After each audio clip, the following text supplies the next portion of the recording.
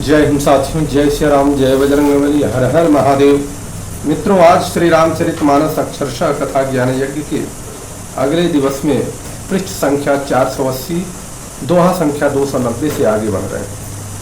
पिछले दिवस में हमने देखा कि वशिष्ठ जी किस प्रकार से प्रभु श्री राम जी से अब बात करते हैं। जनक जी पहुंच गए प्रभु श्री रामचंद्र जी के आश्रम में।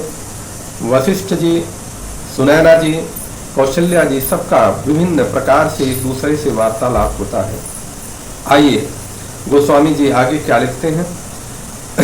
गोस्वामी जी लिखते हैं कि सो सुख करमु धरमु जरि जाऊ, जहन राम पद पंकज भाऊ।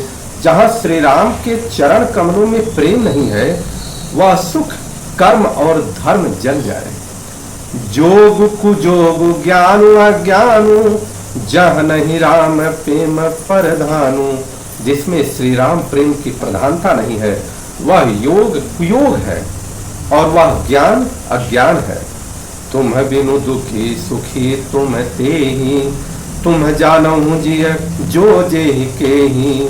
तुम्हारे बिना ही सब दुखी हैं और जो सुखी हैं वे तुम्ही से सुखी हैं। वशिष्ठ जी कह रहे हैं, राउर आय सुशिर सबही के, विदित कृपालहि गति सबनी के। जिस किसी के जी में कुछ भी है तुम सब जानते हो। राउर आय सुशिर सबही के, आपकी आज्ञा सभी के सिर पर है। कृपाल को सभी स्थिति अच्छी तरह मालूम है। आप आश्रम ही धारिय पाऊं, भयऊ स्नेह शिथिल मुनिराऊं।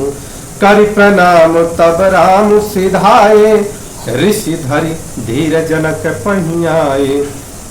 अतः आप आश्रम को पधारिए। इतना कह मुनिराज स्नेह से शिथिल हो गए।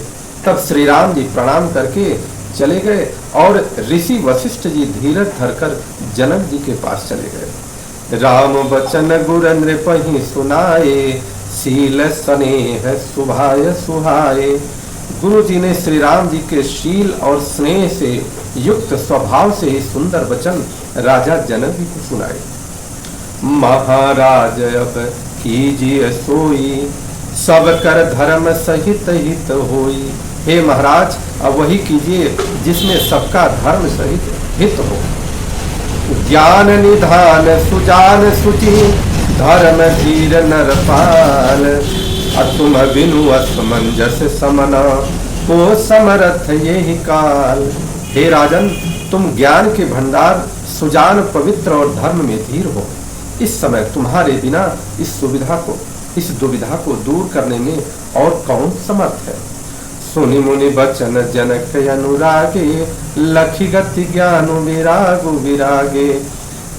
मुनि वशिष्ठ जी के वचन सुनकर जनक जी प्रेम में मग्न हो गए। उनकी दशा देखकर ज्ञान और वैराग्य को भी वैराग्य हो गया। ज्ञान और वैराग्य को भी वैराग्य हो गया। शिथिल स्नेह गुणत मन माही, आए यहाँ कीन भल नाही।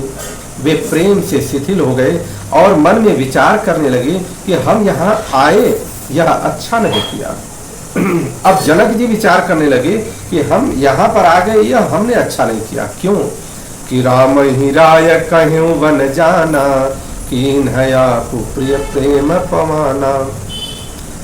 राजा दशरथ जी ने श्री राम जी को वन जाने के लिए कहा और स्वयं अपने प्रिय के प्रेम को प्रमाणित करते हुए अपना शरीर त्याग दिया।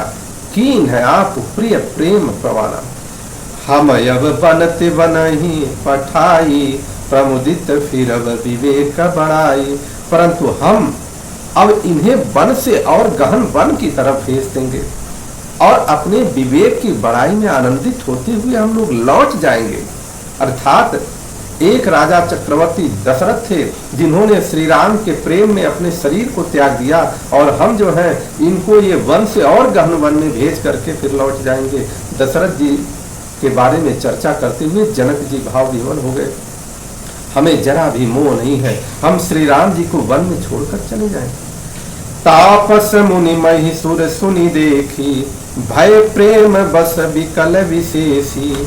समहु समुझि धरि धीरजु राजा, चले भरत पहि सहित समाजा। तपस्वी, मुनि और ब्राह्मण यह सब सुन और देखकर प्रेमवश बहुत ही व्याकुल हो गए। समय का विचार करके राजा जनक जी धीरज धरकर समाज सहित भरत जी के पास चले। भरत आगे भैलीन है, अवसर सरिस सुवासन दीन है। तात भरत कहते रहु तिराऊ, तुम्हें विदित रघुवीर सुभाऊ। भरत जी ने आकर उन्हें आगे होकर लिया और समयानुकूल अच्छे आसन दिए। तिरहुतराज जनक जी कहने लगे, हे तात भरत, तुमको श्री राम जी का स्वभाव तो मालूम ही है। राम सत्य व्रत धर्म रत, सब कर शीलु स्नेह। श्री रामचंद्र जी सत्यव्रती और धर्मपरायण है, सबका शील और स्नेह रखने वाले हैं। संकट सहत सकोच बस, कहीं जो आय सुदेह। इसलिए जनक जी कह रहे हैं कि वे संकोच व संकट सह रहे हैं। अब तुम जो आज्ञा दो वह उनसे कही जाए। सभी लोग भरत जी के पास आकर के अब भरत जी की आज्ञा चाह रहे हैं। सुन तन पुलकी नयन भरी बारी, बोले भरत धीर धरि भारी। प्रभु प्रिय पूज्य पिता समय आपू, अकुल गुरु समहित मायन बापू। भरत जी यह सुनकर पुलकित शरीर हो, नेत्रों में जल भरकर बड़ा भारी धीरज धरकर बोलते हैं, हे प्रभु, आप हमारे पिता के समान प्रिय और पूज्य हैं, और कुल गुरु श्री वशिष्ठ जी के समान हितैषी तो माता पिता भी नहीं है। कौशिकादि मुनि सचिव समाजो, ज्ञान यम्बु निधिया पुन आजो। विश्वामित्र आदि मुनियों और मंत्रियों का समाज है, जो आज के दिन ज्ञान के समुद्र आप भी उपस्थित है। शिशु सेवक आय सुअनुगामी, जानी मोहि सिख दे स्वामी। मुझे अपना बच्चा सेवक और आज्ञा अनुसार चलने वाला समझकर शिक्षा दीजिए, अर्थात आप लोग मुझे शिक्षा दीजिए, हम कौन सी आज्ञा दे सकते हैं, ऐसा भरत जी भाव प्रकट करते हैं। एहि समाज थल बूझब राउर, मौन मलिन मैं बोलब बाउर। छोटे बदन कहूँ बड़ी बाता, क्षम बतात लखी बाम विधाता। इस समाज और स्थल में आपका पूछना, इस पर यदि मैं मौन रहता हूँ तो मलिन समझा जाऊंगा और बोलना पागलपन होगा, तथापि मैं छोटे मुंह बड़ी बात करता हूँ। हे तात, विधाता को प्रतिकूल जानकर हमें क्षमा कीजिएगा।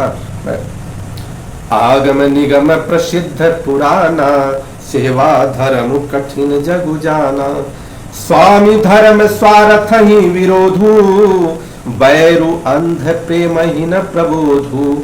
वेद शास्त्र और पुराणों में प्रसिद्ध है और जगत जानता है कि सेवा धर्म बड़ा कठिन है। स्वामी धर्म में अर्थात स्वामी के प्रति कर्तव्य पालन में और स्वार्थ में विरोध है, दोनों एक साथ नहीं निभ सकते। वैर अंधा होता है और प्रेम को ज्ञान नहीं रहता। मैं तो स्वार्थवश कहूंगा या प्रेमवश कहूंगा, अर्थात मेरा तो प्रेमवश है, प्रेम के पास ज्ञान नहीं है, तो मैं कौन सी बात आपसे कह सकता हूं। राखी राम रुख धर्म व्रतु, पराधीन मोहि जानी। सबके सम्मत सर्वहित, करिय प्रेम पहिचानी। अतएव मुझे पराधीन जानकर श्री रामचंद्र जी के रुख धर्म और व्रत को रखते हुए जो सबके सम्मत और सबके लिए हितकारी हों, आप सबका प्रेम पहचान कर वही कीजिए। भरत वचन सुनि देखी सुभाऊ, सहित समाज सराहत राऊ। सुगम अगम मृदु मंजु कठोरे, अर्थु अमित अति राखर थोरे। भरत जी के वचन सुनकर और उनका स्वभाव देखकर समाज सहित राजा जनक उनकी सराहना करने लगे। भरत जी के वचन सुगम और अगम, सुंदर, कोमल और कठोर है। कितनी सुंदर बात है कि भरत जी के वचन सुंदर भी हैं, कोमल भी हैं और कठोर भी हैं। सारे एक साथ कैसे समाहित हो सकते हैं, ये समझने की बात है। उनमें अक्षर थोड़े हैं, परंतु अर्थ अत्यंत अपार भरा हुआ है। जौ मुख मुकुर मुकुरु निज पानी, गही न जाई असय अद्भुत बानी। भोप भरत मुनि सहित समाजू, गे जह विबुध कुमुद द्विजराजू। जैसे मुख दर्पण में दिखता है और दर्पण अपने हाथ में ही होता है, फिर भी वह पकड़ा नहीं जाता, इसी प्रकार भरत जी की यह अद्भुत वाणी भी पकड़ में नहीं आती, इसका आशय समझ में नहीं आता। किसी ने कुछ उत्तर नहीं, कोई भी कुछ उत्तर नहीं दे पाता। तब राजा जनक को भरत जी तथा मुनि वशिष्ठ जी समाज के साथ वहां गए जहां देवता रूपी कुमुदों के खिलाने वाले चंद्रमा श्री रामचंद्र जी थे। सुनि सुधि सोच विकल सब लोगा, मनहु मीन गण नव जल जोगा। देव प्रथम कुल गुर गति देखी, निरखी विदेह स्नेह विशेषी। यह समाचार सुनकर सब लोग सोच से व्याकुल हो गए, जैसे नए जल के संयोग से मछलियां व्याकुल होती हैं। देवताओं ने पहले कुलगुरु वशिष्ठ जी की दशा देखी, फिर विदेह के विशेष स्नेह को देखा। राम भगति में भरतु निहारे, सुर स्वारथी हरि ही हारे। सबको राम प्रेम पय दे पेखा, भय अलेख सोच बस लेखा। और तब श्री राम भक्ति से ओत प्रोत भरत जी को देखा। इन सब को देखकर स्वार्थी देवता घबराकर हृदय में हार मान गए। उन्होंने सब किसी को श्री राम प्रेम में सराबोर देखा। इससे देवता इतने सोच के वश हो गए कि जिसका कोई हिसाब नहीं। देवता को पुनः यह लगने लगा कि श्री राम कहीं अपनी विचार को बदल करके अयोध्या न लौट जाए और उन लोगों का जो कार्य है वो रुक न जाए। राम सनेहु सकोच बसा, कह सोच सुरराजु। रचहु प्रपंच ही पंच मिली, नाही भयहु अकाजु। देवराज इंद्र सोच में भरकर कहने लगे कि श्री रामचंद्र जी तो स्नेह और संकोच के वश में है, इसलिए सब लोग मिलकर कुछ प्रपंच रचो, नहीं तो काम बिगड़ा समझो। सुरन सुमिरी शारदा सराही, देवी देव शरणागत पाही। फेरी भरत मति करि निज माया, पालु विबुध कुल करि छल छाया। देवताओं ने सरस्वती जी का स्मरण किया और उनकी सराहना करके कहा कि हे देवी, देवता आपके शरणागत हैं, उनकी रक्षा करिए।